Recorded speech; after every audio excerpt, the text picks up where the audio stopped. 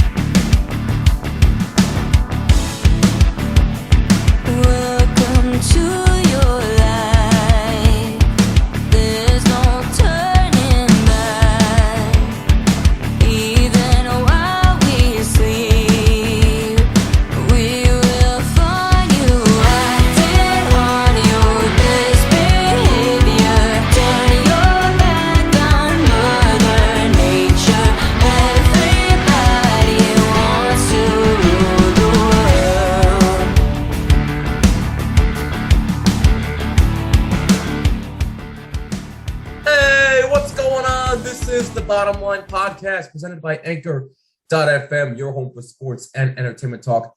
I'm Jimmy Fedizzi. I hope you're doing well. As always, thank you so much for taking some time out of your day to take a listen. Truly appreciate it. Hit us up on all social media, Twitter, Facebook, Instagram, TikTok, at Bottom Line WMCX. Don't forget to use hashtag Bottom Line. Boy, oh boy, it's been a while since we've done an episode. It's been almost like 2-3 weeks since we last uploaded an episode. And once again, we do sincerely apologize for the inconsistency that has been taking place over these past few weeks. If you haven't been following us on social media, number one, you should. Number two, you would know that unfortunately that Neil, Austin, and myself have been going through some personal stuff, and we haven't been able to be as consistent with this podcast as we used to be. And unfortunately, as a result, Neil, due to being busy with Devil's State of Mind and due to him dealing with his own personal stuff, Neil, unfortunately, has stepped down from this podcast. If you haven't seen the update, go on all social media and check for yourself. There are more details to that. And it does sting us a lot, but Austin and I are not going anywhere. We are still doing this podcast. We have a lot more great content coming your way very, very soon besides this episode. But we just want to say it right here, right now. Neil, again, I know you saw the video that we posted, but we want to say it right here in this episode. Thank you for everything that you contributed to this podcast. You are always welcome back as a guest anytime you want. We will not turn you down, and we wish you all the best in your future endeavors.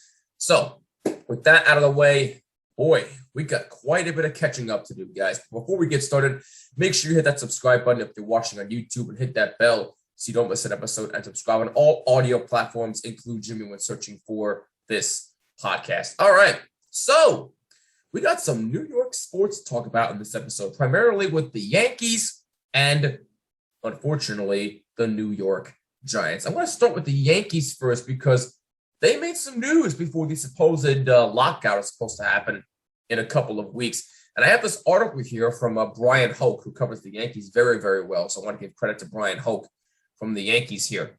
And in case you did not hear, the Yankees have released Clint Frazier, Rougned Odor, and they also traded Tyler Wade to the Angels for a player to be named later or cash considerations. And this article by Brian Hoke explains everything you need to know.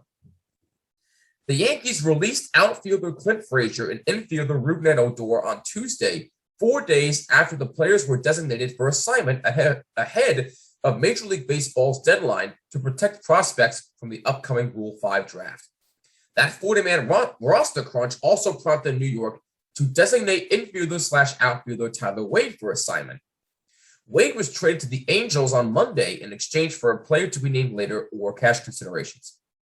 Famously celebrated by general manager Brian Cashman for his legendary bat speed, Frazier was selected 5th overall in the 2013 draft and arrived as a key piece of the deadline trade that sent left-handed reliever Andrew Miller to Cleveland in 2016.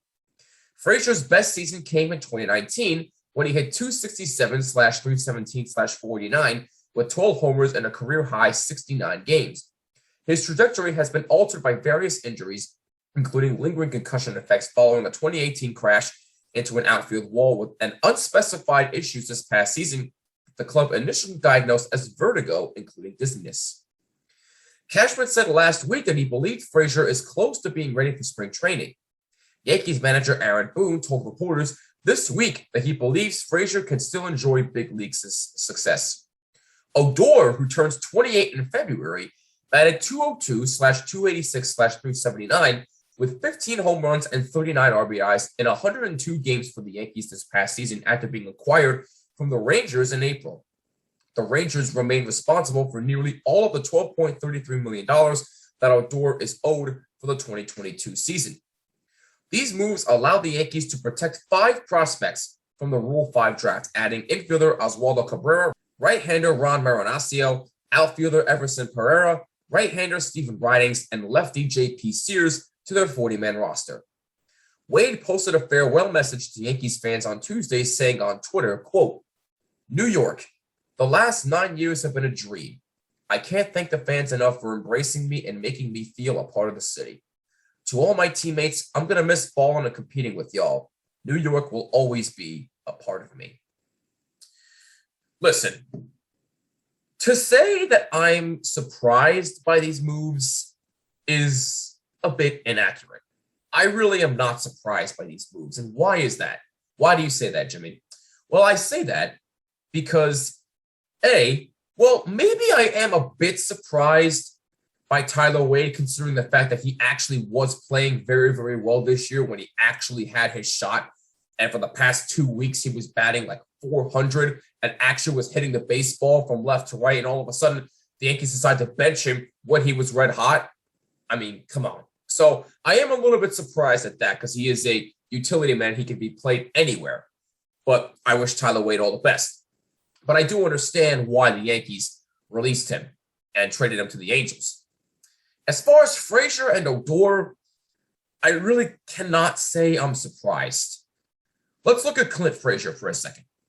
And I actually had a conversation with somebody on Facebook about this. And again, you can follow us on all social media at BottomLineWMCX. Somebody, and I forget the person's name exactly, and I'm not going to call out names because I'm not like that. They said to me, Frazier could not stay healthy for 2 games straight. He offered nothing. Well, first of all, 2 games is not true. He couldn't stay healthy for years. And part of that being the fact that, like I said before in the article by Brian Hoke, he had concussions and a plethora of other injuries that kept him off the field for quite some time. And when he was healthy, he never got the opportunity to play a lot. Imagine what that does to a player's confidence, knowing that they can't stay healthy. And when they are, they don't get in the lineup as much. Because if you think about it, Judge plays right field a lot. Gardner is still there, hopefully. In my personal opinion, I think he's going to re-sign to at least a 1-year deal or maybe a 2-year deal because I know he wants to come back. And I know a lot of Yankee fans do not want to hear it because they think Brett Gardner should retire. When in the second half of the year, he actually was really, really good. I know his batting average didn't say so. I know his power numbers dropped. But you got to remember, Brett Gardner was never about power. Never was about that. He was about batting average, and he's about speed. And at 38, he is still faster than half the players on the team. Okay? And with them losing Tyler Wade, he is now the fastest player on the team, barring that he doesn't sign. All right? So, look, I can get into the whole Brett Gardner conversation, but that's a whole different episode.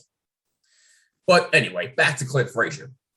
So, look, despite him being injured and him not playing as much because of that and not getting to his full potential, I can't say I'm surprised at this. I really, really can't.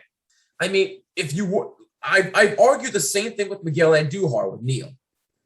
If you're not going to play Frazier and Andujar as much, why keep them on the roster? Why? You are wasting their careers. And so I hope and pray that Clint Frazier, A, stays healthy, and B, gets the opportunity he deserves to finally prove himself because he deserves it. Same with Miguel Andujar. I'm surprised they actually kept Andujar on the roster. I thought they would have released him too, to be honest.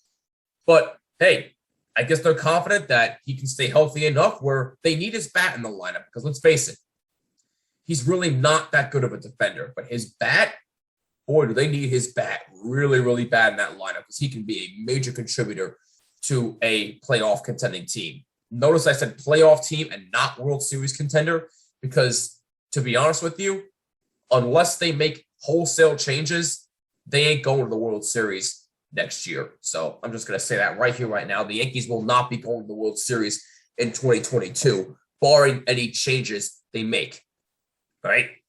So Clint Frazier, hope nothing but the best for you, my dude. Hopefully you can prove your worth. As far as Odor is concerned, I'm also not surprised, but at the same time, I kind of am because the amount of energy that he brought to the clubhouse was unlike anything I've ever seen in the past few years. He knew how to energize them. He knew how to energize the crowd. He was basically their hype man. And he was the guy who also did not play a lot. Now, look, I understand that, he didn't really have his best batting average. He didn't bat a lot of runs in. But you know what? He had a lot of big hits, more than you would think, all right? He came up clutch when the Yankees needed him to be, and he came through. So I am surprised at that factor, but I'm also not surprised because where was there going to be room for him on this roster? That tells me that they're going to make probably a big-time free agent move, maybe make another trade before the lockout, hopefully before the lockout.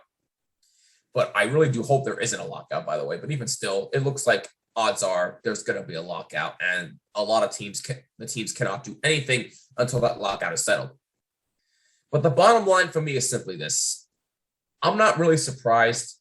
I am a little bit more surprised with Odor, given the fact that he did come up clutch and he brought a lot of energy to the Yankees. But I'm also not surprised because there was no room for him. Frazier, you're pretty much wasting his career.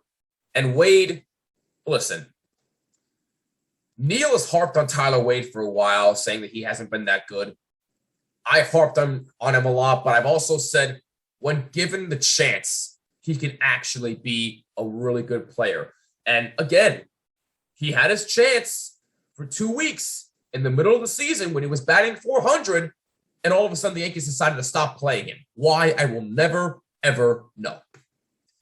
So I am a bit surprised with Tyler Wade, a bit surprised with Odor, but not so surprised with Clint Frazier. I do wish those three nothing but the best, and I really do hope that they can prove themselves because those three deserve it. All right, so now the New York Giants. What more can I say about this team? They suck. That's pretty much it. They suck. Can we move on now? No? I have to talk about them more? All right, fine, whatever. I'm struggling here because I really don't know what more I can say about this team other than they suck. I mean, what more do you want me to say? That everybody should be gone? Yeah, that's obvious. Gettleman needs to go. That's obvious. They already fired Jason Garrett. Thank God. I was wondering when they were going to fire his ass because he has no business being an offensive coordinator. His play calling was terrible. And at this point, Jones needs to go. I get it. The offensive line is still not good, and he's not protecting Jones enough. But I'm sorry. Jones is not a good quarterback. At least not a starting quarterback. He's better as a backup. Maybe a third stringer at best. I'm sorry, but at this point, the turnovers are just too much for me. Now, again, I know that contributes to receivers and tight ends dropping the ball and tipping it off their fingertips and the other guy intercepts it. I understand that. But there are also some points that where I saw in the game against Tampa Bay, where, by the way, they lost 30-10. There are some points in the game where I saw that he threw a boneheaded interception instead of taking a sack. Why? Because you're trying to make a big play? That's called trying too hard, man. It's called trying too hard. Just take the sack. If you just take the sack, it's better than throwing a boneheaded interception where your turnover numbers can keep going up. I don't want that. I want to see a quarterback. Look, Daniel Jones has a lot of athletic ability. I am not questioning that. He can throw one hell of a football. He can run, despite the fact that he also can lose his footing. He trips sometimes, but that's beside the point. Daniel Jones is very athletic. Nobody is denying that. I'm not denying it. But the turnovers are a huge issue for him. And again, Neil has said it best. Who out of Duke has been good in the NFL? The answer is nobody. Nobody. So I'm sorry. Bottom line for me is at this point, I know I've defended the kid a ton, but at this point, I've seen enough. I've seen enough. Now, again, I know they haven't fixed the offensive line. I know you're going to tell me that, but even still, I'm sorry. Daniel Jones is not the answer for this team. I heard something really ridiculous. I forget exactly. I think it was Mike Tannenbaum who said it on ESPN. That he would rather go with Ryan Fitzpatrick than Daniel Jones. Really? Really? That's where we're going. Ryan Fitzpatrick is hurt. Who knows when he's coming back? Okay? Now, I understand that Ryan Fitzpatrick can win you games. He can also lose you games. And by lose, I mean really, really lose you games. Fitzpatrick is a smart dude. He is a really smart guy. But I'd rather put up with another year of Daniel Jones than Ryan Fitzpatrick. If this is where we're going to resort to, why even bother going to the Giants? And look, I'll just say it right here, right now. Who the hell would even want to come to the Giants and play? At this point, if we're talking about right now, the Giants are not a destination franchise. Now, I know what you're going to tell me. Oh, well, there's going to be three major quarterbacks that are going to be free agents this year. Russell Wilson, Aaron Rodgers, etc. I understand that. But do you really think, in all seriousness, as nice as it would be to have either of those quarterbacks on the Giants, do you really think they're going to come here? No, I don't think so. Now, look, this team has talent. They do. The talent should be a lot better than their record. They're 3-7 right now at the time of this recording. So the fact that the talent has not shown up on the field is a travesty. Kenny Golladay looks like a waste of money right now. Evan Ingram still can't catch a football, although he has been catching it a lot more this year. But he still sucks, in my opinion. Kyle Rudolph is hurt. Barkley has not been healthy, and he's still not healthy, I can tell, because he has not been himself. And again, Daniel Jones is too turnover prone. I'm sorry. The offensive line is in shambles, and the defense is not what it used to be, especially James Bradberry, who has had an awful season. James Bradberry is not having a great season. I'm sorry. He's just not. Nate Solder still sucks, okay? And let me talk about Joe Judge for a minute. Because I don't know if you heard what he said in his press conference on Monday after the game against Tampa. I loved every single word that he said. I loved it. And that's exactly why I think the Giants are going to keep him around despite what happens in the offseason. Because it's messages like that that make me think this is going to be the guy. Yes, I understand he's on the hot seat right now, but when you say things like that, where you don't expect the fans to be patient and that you're not proud of where your team's at right now, I think the Giants are keeping him for the long run. Now, would it shock me if he got fired, if they brought in a new GM? No, it wouldn't shock me at all because maybe he doesn't like Joe Judge. Who knows what's going to happen in the offseason? But in my opinion, no matter who they hire as the new GM, because Gettleman has to go. He's straight garbage at this point. He's always been garbage. The Giants are going to keep Joe Judge, in my opinion. They already fired Jason Garrett, so who knows what's next to come. But look, the bottom line for me is simply this. The New York Football Giants, a once proud organization, has been to 2 Super Bowls in 2007 and 2011. They won both of them. But other than that, They have made the playoffs one time or twice since 2008. That was the wild card game against the Green Bay Packers. Now, I get it. It's the Packers. It's Aaron Rodgers. I understand that. But 2016 was the last playoff appearance by the Giants. Where have things gone since then? All downhill. Oh, and by the way, that 2016 season was when Ben McAdoo was their head coach. Okay? Don't get me started on him. But again, the bottom line is the Giants suck. The Jets also suck, but that's a whole different discussion for another day. New York football is just in shambles right now. And I'm expecting this offseason to have drastic changes. They have to clean house and start all over again, which is going to suck for me and a lot of Giants fans out there. But it has to happen. It has to happen because clearly there is no winning mentality right now for anybody. Anybody. Nobody is trying, period. So the New York Giants have to make wholesale changes. They got to get everybody out, with the exception of Joe Judge, in my opinion. Joe Judge can stay. But everybody else, see ya. And don't let the door hit you on the way out.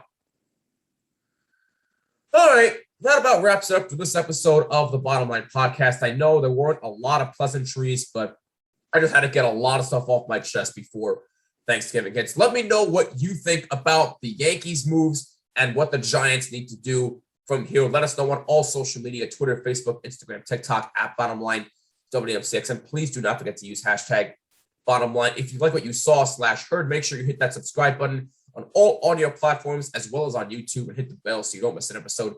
Be sure to include Jimmy when searching for this podcast. I hope you all have a wonderful Thanksgiving with your family, your friends, and your loved ones. Please be safe, be careful. Oh, and if you are going Black Friday shopping on Friday, please be extra careful. Me personally, I would do it online if I was you, but that's totally up to you. More power to you if you want to go out and do it. But please be extra careful and have a wonderful Thanksgiving with your families and friends and loved ones. I'm Jimmy Finizzi. This is the Bottom Line Podcast. See you in the next episode. Peace and take care.